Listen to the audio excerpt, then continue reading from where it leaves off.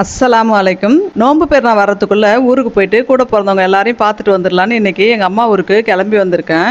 இது மாதிரி நோன்பு நாள்ல குறைஞ்சது ஒரு நாளைக்காவது எல்லா வேலையும் ஒதுக்கி வச்சுட்டு நான் போயிட்டு வந்துருவேன். எங்க அம்மா இருக்கும்போது நான் ஊர்ல இருந்து எப்போ வருவேன்னு பார்த்துக்கினே இருப்பாங்க.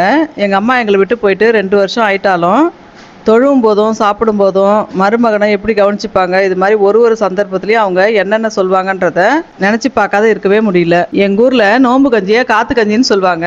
அசர் தொழுகைக்கு அப்புறம் பள்ளிவாசல பெரிய பெரிய டெக்ஸாவில் காய்ச்சின காத்து கஞ்சியை அவங்கவுங்க வீட்டில் இருக்கிறவங்க எண்ணிக்கைக்கு ஏற்ற மாதிரி போற எல்லாருக்கும் ஊற்றி விடுவாங்க.